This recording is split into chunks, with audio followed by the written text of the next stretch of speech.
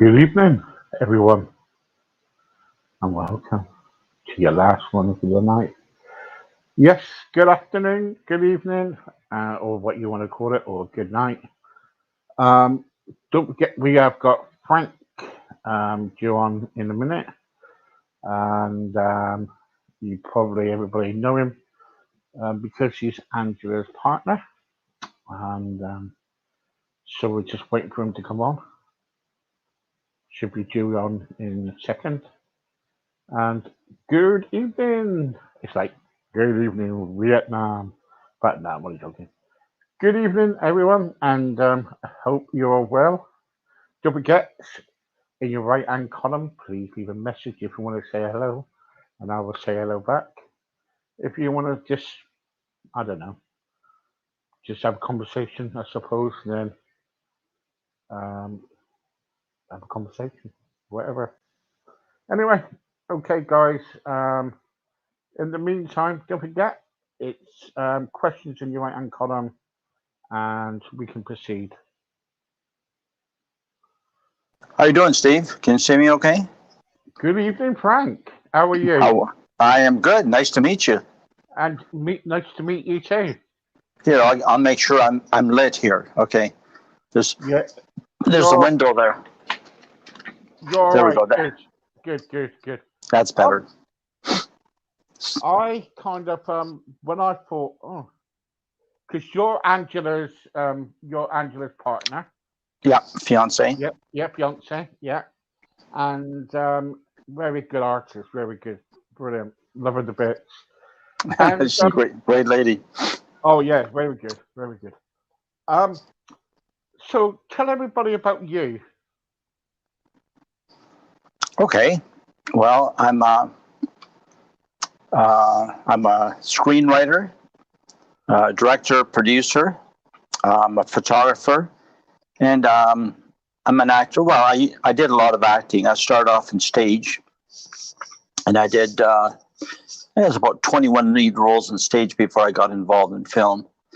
And I never even thought of getting involved in film until I was in my 40s. It's funny, I just didn't have any desire to because I really loved live theater.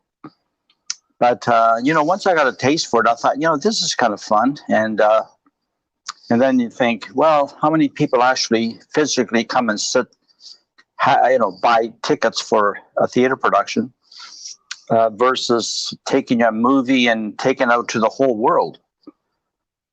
Potentially, that is, And Yeah, so I yeah. thought, yeah, you know what, whatever energies I have left, I want to, yeah, why not share it with the world? Not that, not that you're going to please the whole world with it, but Let's um, let's you know, let's go to your directing. Um, okay. when you're kind of like directing a film or a screenplay Mm. or whatever it is, um, how hard is it? How hard is it to kind of like get everything in place as a director? Uh, well, you need supersonic hearing, and you need to be able to work 14, 15-hour days for weeks at a time. You need a tremendous amount of stamina. And you have to have real people skills because you're dealing not just with the actors, but you're dealing with an entire crew. And they're all waiting for you. They're all relying on you to make decisions on a regular basis. So it's not for everybody. I mean, a lot of people, I know so many people say, I want to be a director, I want to be a director. But, all I can say is it's nice, but, you better have your act together before you direct because it ain't easy. It's not Well, easy. So some people think you just walk on set and you say action and cut. No. A see, lot that's of what I thought. preparation. Yeah, and that's what I thought it was about. I thought, right, okay, it's got a script, it's got script writers, and director is an easy job. I remember when I did a play for the church about a few years ago now, and I had to direct it, and I thought, oh, good. I've got a script writer, I've got everything else. All I've got to do is go cut, film, and everything else like that. And all of a sudden they said, oh no, it's more than that. And I was thinking, what? and it's true. It's really hard work. It's really hard work. And do you deal with kind of like top film, film actors? And do you? Well, I mean, I've worked with some pretty terrific actors. The reality is, if you're talking about A-list actors, no. You need, I mean, you got an A-list actor, you better have 15, $20 million ready just for them. Yeah, yeah, yeah, it's no. I mean, it's wishful thinking. The major Hollywood studios can afford it. And sometimes, if you're well connected with some of these actors, they're willing to, work with you, for you, or work for a percentage of a film. But that's rare. You have to know them. They have to know you. They have to like you and trust you. Or sometimes they just say, what the heck? I'm already a multimillionaire. Why don't I make a nice little film with Frank Caruso because he's a nice guy. I mean, that's what you dream about. That's what you dream about. yeah. But no, but you know what? I've met a lot of actors that you've never heard of, and frankly, even I hadn't heard of, and they're terrific. I mean, there are 7.6 billion people on this earth, and there's a lot of talented people out there. It's a matter of finding them. Yeah, you have to. I have to work a little harder if I don't have the budgets.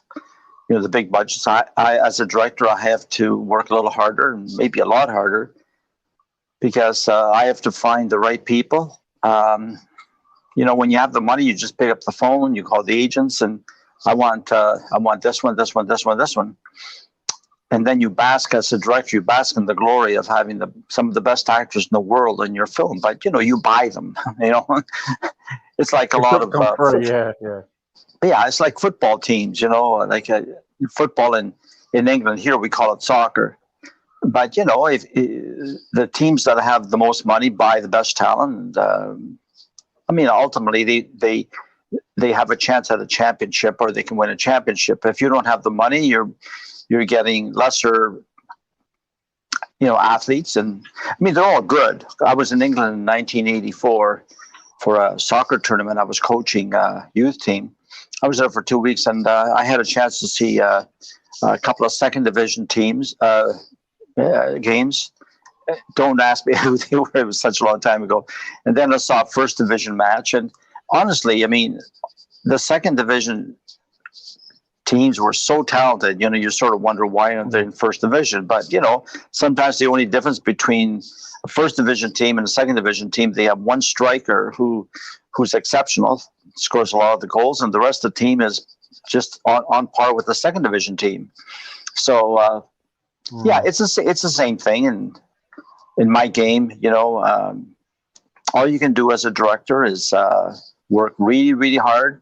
Try to take your time, find the best actors for the role. That's the key. Because the audience, it's nice to have A-list actors, nice to have stars, but, I mean, I've seen stars in bad movies. and and some of these movies absolutely bombed, at the box office. So there's no guarantee, even if you get multi-million-dollar actors, no guarantee your film's going to turn out. But sorry, what's the biggest budget you've had for a film then? That's an area I'd rather not discuss. If you don't mind, I just don't like to talk about budgets because they're it's just something I don't usually discuss. I have investors and various people who rather I didn't talk about the budgets, but anything else, I'm wide open. Yeah. Okay, I understand that. So when you're directing a film, then, and what kind of films are you really, really, kind of like doing? Well, when I first got into film directing, I made my first movie in 1990, so it's been 31 years now. And I was in my early 40s when I made it. Prior to that, I had produced 45 stage plays. So I had a fair amount of experience with actors. So I lean towards character-driven films. I love working with actors, and that's what I like. Good storytelling. But having said that, when I first got into film, I made myself a promise that before I died, I would make one film of every genre. And I thought that would be kind of neat, So, action adventure I've done, comedy I've done, romantic film I've done, a police drama, this sort of thing. What I haven't done yet is a horror film, and I do have a script that I like very much. That I got the rights to the script from a very dear friend of mine who was a forensic investigator, and it turns out that he's an excellent writer. So he's written 5 novels, and one novel he wrote, and they're all available on Amazon. It's called The Camera Guy, which is kind of a weird name, The Camera Guy, but that's the nickname they gave him when he was in forensics. All those fellow police officers used to say, I don't know, let the camera guy do it. Every time they came across a murder scene or something, they say, call the camera guy. So it's kind of it's a horror film, but it's got so many elements in it. It's not your conventional, horror film with monsters and, 8 legs, 3 heads or whatever, from outer space.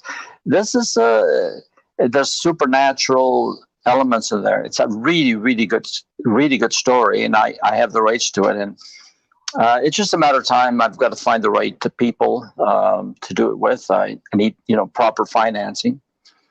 And it's excellent. So hopefully that will be one of my films. But presently, I got hired on to direct a boxing film, which is something I never thought I'd get, but somebody presented me with a really good boxing story, and at first I thought, oh God, here we go, like Rocky 43 or some crazy thing, and he said, no, you know what, give it a read, see what you think. So I read it, and I was quite impressed, because it is about boxing, but it's the movie. Let's just say that the boxing is the background to the story, if you know what I mean. So the whole movie isn't about boxing, but that's the background to the story. And I thought, this is excellent. It's an excellent script. And I said, I'll do it. So if everything goes well, it's always an if in this industry. September, October, I'll be directing this movie. So Let's talk about as an actor, because Absolute Anger. Yeah. Well, that was just a cameo I did for a friend of mine. It was not a big role, but I'm just some guy in an outdoor cafe who goes crazy and starts pontificating, about nonsense. That was the extent of that role. But my major role in film was in Club Utopia, which is a comedy, and I wrote that many years ago.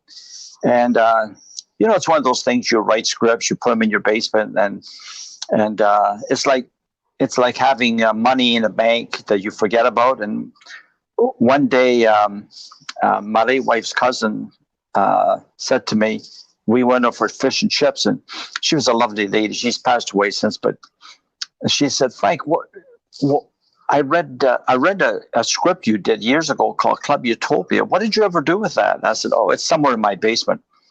She said, it's a terrific story. You should really do it. And I thought, she's right. So my basement, I got piles and piles of scripts. Anyway, I dug it out. I looked at it and said, yeah, you know what? Anyway, I made a movie out of it. And it's presently airing on Amazon Prime USA right now. So it's fun. It's a fun script. It's about a bored housewife who becomes an exotic dancer to get away from her cheating, boring husband who's got a severe foot fetish. So it's pretty bizarre. And but it's how should I put it? It's a comedy. It's not for everybody. If you're in tune with that kind of comedy, you'll laugh your head off.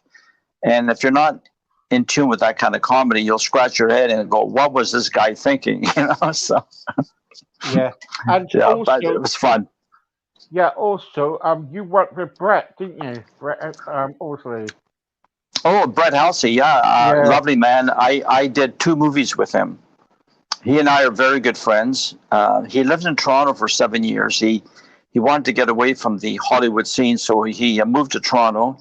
And I went to see a literary agent looking for a script, and I said to this agent, "I'm looking for a script, character driven, maybe only 3 or 4 characters, something I can really sink my teeth into." And he says, "Oh." He says, "I think I have something for you." So he went through his files. And he goes, "Yeah." He says, "I don't have a copy with me, but let me give him a call." So he called, but I didn't know Brett Halsey at the time. I had heard of him, but I never met him. And so the agent calls him up, says, "Yeah, Brett, I got a producer who's looking for. Do you have a script?" And yeah, send him over. So I walked over. It was only like 5 blocks away. So I walked over to his place, and as soon as he opens the door, he's a very large man, 6'3", very handsome.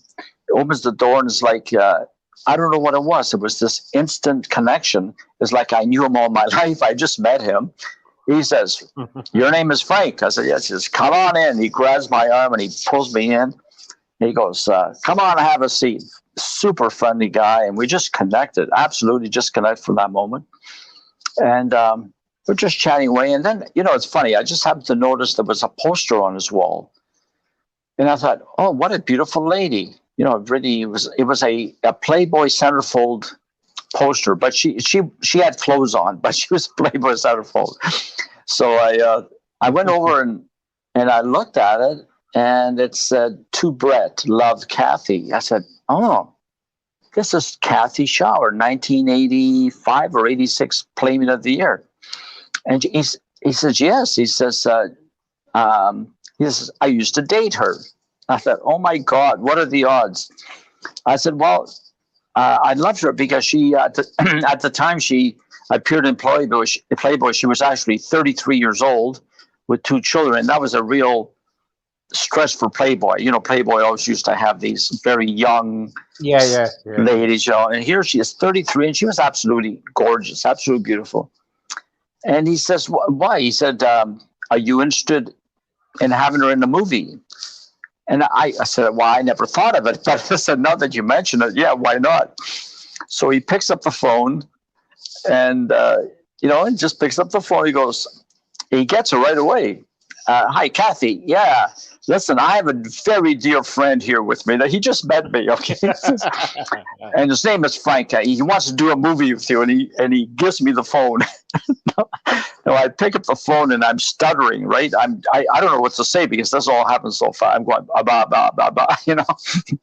She goes, and she's really sweet. And she goes, and she's very bubbly. She goes, "Hello, Frank." Says, "Any friend of Brett is a friend of mine." And I just met him. Anyway, next thing you know, I'm connected to her. And we actually wound up making a movie together called Love Letters Trilogy. And Yeah, I was just we about to did, yeah. mention that. Yeah. Yeah. Yeah. So anyway, so it's funny how life goes, right?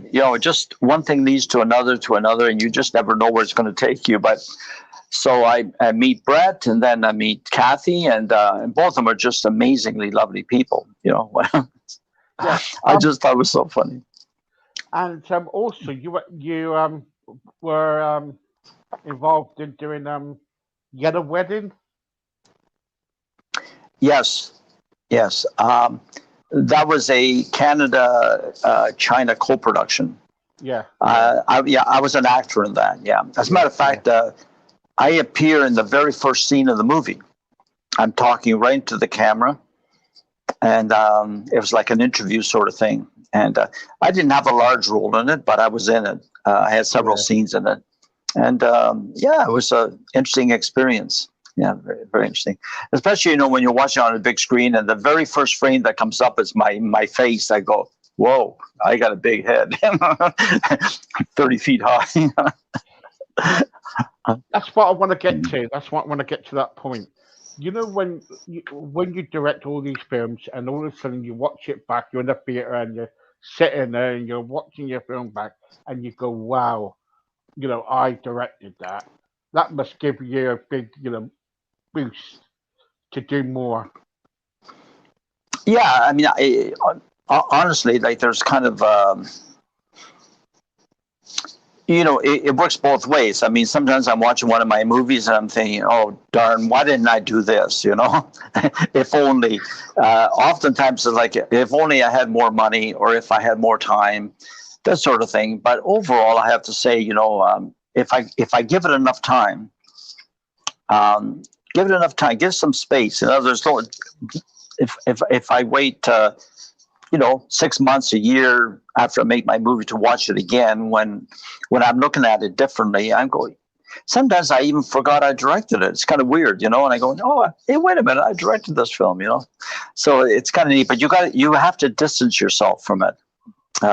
Some directors claim that once they make a movie, and it's finished, they just move on and they don't even bother watching it again. I understand why. Making a movie oftentimes is like going to war. There's so many issues that you have to deal with. I'm not saying it's a negative thing, but these are the things you have to deal with. If you're a police officer, most of the time you're dealing with people who break the law. That's your job. So you can get kind of it's easy for us to judge because we don't have to deal with it, but people who have to deal with that sort of thing, after a while they become jaded, or they can sort of sense that something's going to happen before it happens, because that's what they do all the time. Doctors and nurses, they're put in life-altering, life-saving situations. Film, of course, is not that drastic, but there's so many things you have to deal with. You're dealing with the script, where sometimes has to be changed on the spot, and you're dealing with actors who sometimes can be very moody. They're human beings, right? Some of them are gems. They do it exactly what you ask them to do, and others, they want to do it their way, and you have to deal with it, and you have to compromise sometimes. I hate to use that word, but sometimes, to get the movie done, you have to just give in a bit. And then there are elements where you have people above you, like the money people, who are pushing you to go faster, because every day costs money. And so if you run behind, you might run out of money. So there are a lot of things going through your mind, a lot. Yeah. And that's, like I say, it's really challenging. I mean, the reason I do it, because it is challenging, because I get bored easily. Okay. If you give me an easy task, I have zero interest in it. I have no interest. I love complex situations. I do. I say, okay, wow, let me figure out how to do this. And I mean, virtually every day I'm trying to figure out, what am I going to write about, and then I'm out raising money. This is the hardest thing, is to raise capital to make a movie. That's the hardest thing. Actually, making the movie for me is the pleasure. That's the payoff. Even though it's difficult, it's still the payoff. And the way I look at it, okay, I'm working 14, 15-hour days, but it'll be over. You shoot for like 4 weeks, 5 weeks, and it's over. And then you can rest for quite a while, So, it's like I said, it's not for everybody, but if you've got the right attitude, the right mentality, it's incredibly rewarding. And knowing too, you die and you leave something behind. I know a lot of people. I've met a lot of people over the years who had tremendous amount of wealth, and they wouldn't do anything with it. I used to say, "Come on, let's make a movie, or let's do something creative with it." No. Yeah, they hang on to it. Then they die, and and that's it. It's over. And 3 weeks later, nobody even remembers them anymore, because they haven't left. Well, you would hope the guy's wife would, and our kids, but But I mean, in general, people say, "Oh yeah, Chucky, yeah, he was a nice guy." That's what That's let's have another beer. Yeah, that's about it. But if you're like, you take somebody who's left a huge legacy. I mean, that's one of my favorite singers, is Sinatra. I mean, he died years ago, and yet you can go on YouTube, and there he is. He's on YouTube. You can still hear him singing. I still have all his albums. Every once in a while, I'll actually sing one of his songs while Angela plays piano. I'm not a singer. Right. Okay. I'm not a singer, but I enjoy it. Every once in a while. I just like to enjoy, like singing something just for fun. But yeah, you leave something behind. It's almost like he never died.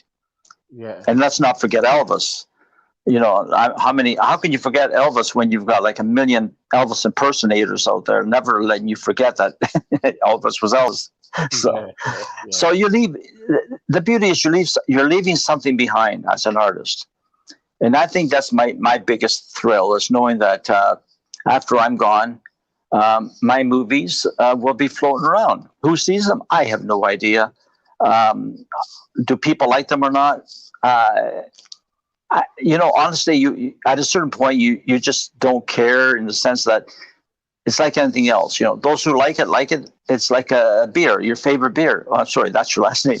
Okay, but one of my favorite ads. I'm trying to remember. I think it's called. I could be wrong. I think it's called Alexander Keith Ale. Right. I don't know if you guys have it over in the UK. But anyway, here's their ad, okay, and I love it. Okay, are you ready? After they give their spiel, and this voiceover comes in and says, "Those who like it a lot." And every time I hear that, I laugh because it's exactly the way I feel. It's like what they're saying in that little phrase is that you may not like it, and we don't really care because those who like it a lot, and they buy our beer. And that's it. And I think that's the attitude you have to take is that if you try to please everybody, you will please nobody. Yeah. So can you tell us about The Odd Couple? Well, The Odd Couple was a play I did. Yeah. That's one of my that was one of my favorite plays. I got to play Oscar, the the slob. The two main characters were Felix and Oscar, and Felix is this uptight news writer, and Oscar is involved in sports casting, and he's just a slob. And I did that years ago. I love that. I love doing that play. So I said, "Hey, Frank, you're a natural." When I played Oscar, but actually, I'm a very neat person. So I said, "No, you're wrong. Whatever you may think, I'm a clean freak, and I'm very well organized." Then it was like, so what is your most embarrassing moment then? Do you have any?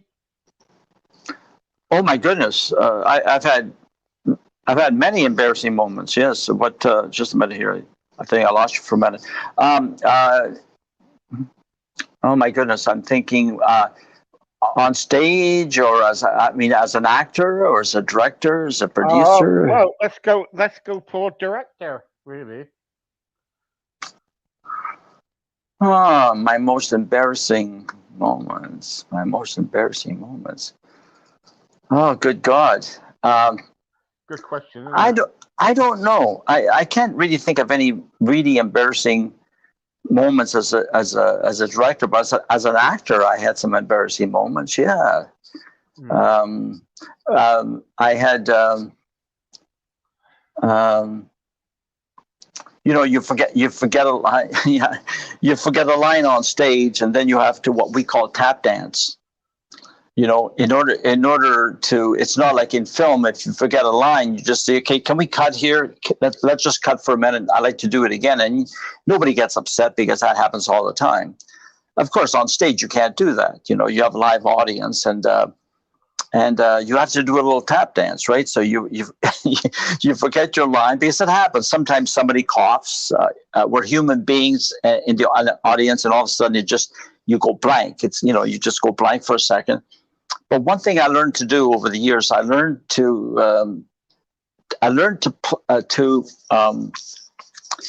even if I didn't have the lines memorized 100%, I memorized the story. Does that make sense? So if I asked you what you did yesterday, you'd be able to tell me because It's part of you. So I memorized the story, and so I was capable. I was quite capable with improvisation. So I did this little dance, and it was quite funny because I don't know if the audience caught on or not, but my fellow actors certainly did. I forgot a line, and I started laughing. I started laughing on stage, and they were looking at me, not knowing why I was laughing. And then I just made up some line. The guy I was talking to, and I said something like, that is the most absurd thing I've ever heard you say. And I think you meant to say this or that. So I was really talking about myself.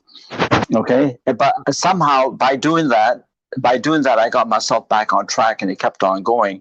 So I always thought, I wonder if the audience caught on, but I don't think they did. I don't think they did. I know my fellow actors were scratching their heads afterwards and said, "Flay, what was that all about?" You know, I said, I forgot my line, so I just made up something. But that's not uncommon. That's not uncommon. Now, in real life, I've had a lot of embarrassing moments, but we're not going to get into that, are we? No. I promise you. What was the most embarrassing moment? No. What's your best achievements in your life? What's the best achievement that you achieved in your life? On a personal level or artistic level? Well, let's go for a personal. Well, I think on a personal level,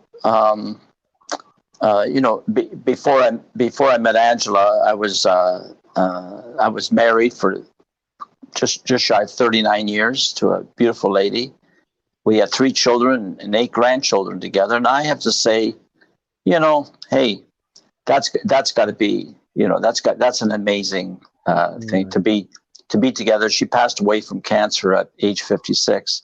And I swore I would never get married again. And then along comes Angela. We were Facebook friends, just, connected. Like I have 5,000 Facebook friends, and we just send little notes saying, "I love your music," or she'd say, "I love your photo." And she was out in Vancouver, Canada, which is like 4,000 miles away from where I am. But somehow one thing led to another, and we connected on a more personal level. And then she moved to Toronto here, and we've been together 6 years now. So I've been very lucky in life in the sense that I've had two amazing women in my life. Some people look at me with envy because they've had trouble just getting one, and I've had 2 amazing women in my life. And so I've got to say, on a personal level, my biggest accomplishment is I say as having wonderful mates, 2 wonderful mates. And then on a professional level, I think honestly, making movies, becoming a filmmaker ultimately is my biggest joy. And I've had a lot of things. I was into photography for years. I love photography. I love stage, but ultimately, I have to say, I've done 7 feature films of my own. These are films that I own outright, and I've done five films for other people. So I have 12 producer credits. Yeah. And I just got hired on recently to write a screenplay for a gentleman, and that'll be my 21st screenplay that I've written. I know. I know, and that's what I want to talk about next time. Mm-hmm. If I can get you back on. Because absolutely, anytime. Because I want to talk to you further about that, because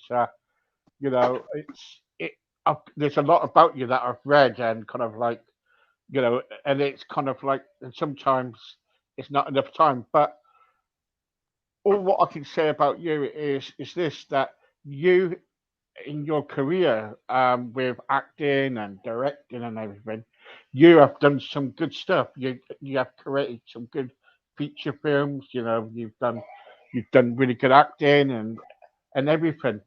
And with everything put together with your films, mm-hmm. Name me one of your best films that you ever done, that you're really, really think, yeah, that is something that Well, makes I'd have to say it's my comedy club Utopia. Um, that's that's a film that was, like I said, it was sitting in my basement for so many years, and I call that one my miracle film because um, it was kind of destined for the dustbin, and maybe the incinerator, and uh, and somehow I brought it to life. Managed to get some money to make it with, and a lot of people like it. I think on IMDb it sits around 7 out of 10, which is pretty good for an independent film. It's IMDb marks. They have very hard marking system. For example, I could get a whole bunch of people give it an 8 out of 10 or 9 out of 10, and all you need is one or two people to give it a bad mark because for whatever reason, and it plummets downwards. But 7 out of 10, I'll take it. I've seen $100 million American movies get 6.5, 6.6. yeah. So for an independent film, I'm very pleased, and the majority of reviews are very positive. But I got to tell you, do I have time to tell a funny story? Yeah, Do I have yeah, time? you do, yeah, Okay. yeah. Okay. Well, my my executive producer on Club Utopia gave us this Polish gentleman, wonderful guy. Unfortunately, passed away at age 49, but he got to see the movie before he passed away. I'm so sad because he was such a wonderful guy. But anyway, but he was funny, a big giant of a guy, 6'3", 6'4", but he treated me like gold. He was an amazing guy. Anyway, when I approached him, I was introduced to him by a mutual acquaintance, and he said, yeah. He says, I'd like to get involved in movies, and I said, well, I have 3 scripts. What if you choose? He said, which one do you want to do? I said, well, I own all 3. It's like having 3 children. And it's hard to choose. Somebody says, who's your favorite child? I'll say, well, I'll let you choose. So he did. He chose Club Utopia. Okay. So he chose it. So he put up some capital. It wasn't big, but he put up enough capital I can get it done. Now, here's the thing. The one thing that does not translate well internationally is comedy. It does not. Drama does. Romance does. It's a universal thing. But comedy is weird because what's funny in England is not necessarily funny in Scotland. Okay. Yeah. And what's funny on the West Coast of the U.S. is not necessarily funny on the East Coast. Yeah. It's a different. You know what I mean? It's funny. Yeah. Now, internationally, for example, my distributor tried to sell it to China. The Chinese selected 2 of my movies, and they turned down Club Utopia. And I asked him, why would they turn it down? He says, they did not get it. They didn't understand it. Because, like I said, with comedy, right? Anyway, so going back to my executive producer, wonderful guy. We had a screening. We had about 220 people. I was only expecting about 40 or 50 people to show up. This was for an initial screening. It's a test screening, okay, just to see how we're going to market it. I was expecting 40 or 50 people to show up. Like, we had 220 people show up at the theater, and I thought, wow. And then at the end of it, we had out pens and a questionnaire and asking them what they liked about it, what they didn't. Because at that stage, we still had time to make some changes if necessary. Okay. Anyway, so I have to tell you, from beginning to end, there was laughter in the theater. But, it's like when you have a large crowd, somebody is laughing in the front row for one reason. If somebody else is laughing over on the other row for another reason, because, it affects people in different ways. But I can honestly say that there was laughter from beginning to end. Not necessarily from the same people, but it was constant laughter. I was pretty happy about that. Now, at the end of the movie, he comes up to me and he puts his arm around me and he says, come here, my friend. And, made sure nobody was listening. And he whispered in my ear, he goes, oh, my friend, I did not find it funny. he said, but then he said, but everybody else did. So we make another movie. Yes, we make another movie. I said, okay. He didn't find it funny at all. It was amazing. Everybody else was laughing, but the guy who financed it. And then I asked him like weeks later, I said, but you chose the script. You're the one who chose it. What? And he said, well, I don't know. He says, I just kind of liked it. But he said, don't get me wrong. He said, I enjoyed it, but he's Polish. He says, I'm Polish. We have a different sense of humor, than you guys here. So it's kind of funny. Do you remember Roberto Benigni, Life is Beautiful? Yeah. The Italian director? Well, I speak Italian. I was born in Italy, and I was 6.5 when I came over to Canada. So I still speak some Italian, and I understand it. So when I saw Roberto Benigni's comedies, because he was actually famous for comedies before he made Life is Beautiful, which won him several Academy Awards. But anyway, here's the thing. I was in the theater watching one of his movies called El Mostro, which means the monster. I was the only one laughing in the whole theater. I was the only one laughing. And I was shocked. I looked around and people were like, I'm not chuckling here. Then why? Well, first of all, a lot of humor is lost in translation because the movie was made in Italian. And you're reading subtitles, but what you're missing is all the nuance of the language, which I understood, the Italian. Well, I was dying laughing. I was laughing so hard I was crying. And all these people around me were getting mad at me because I was laughing. I was laughing so hard. They were mad at me for laughing. Which is, now, here's the thing. His movies did wonderfully well in Europe, continental Europe, but they did no business at all in North America. And so basically, his movies were a failure.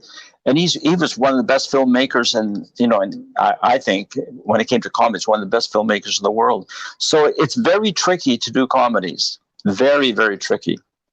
Yeah. Very tricky. So I'm not sure. I was asked if I was willing to do another one. I said no, I don't think so, because it's a tough sell internationally. Yeah. Action films, no problem. Heavy dramas, no problem. Love stories, no problem. But, anyway. So I just thought it was funny that the guy who financed the movie didn't find it funny. Everybody else did, though, Yeah. Before I go, what do you think of Mrs. Brown's Boys? I'm sorry, I didn't hear that question. Yeah, sorry about that. There's some sound at the back. What did you think of the play? What do you think of Mrs. Brown's Boys? Have you ever heard of it? No. No? No, I've never heard of it, no. All right, okay. I will show you a clip next time when we do it. Okay. I just want to get your opinion on it. Okay. Sure. Thank you very much, Frank, for joining me. Oh, you're welcome. Thanks for having me. It was fun. I really enjoyed this. What I'm going to do, I'll get my wife to book you in. Okay, thanks so much. Yeah. And love to Angela from me, won't you? Absolutely. I'll give her a big hug for you. Thank you very much. Okay. You. Okay, you take care. And you. Bye-bye. Okay, bye-bye. Bye. That was Frank, and what a nice bloke. And thank you very much for joining me. And God bless. Good night.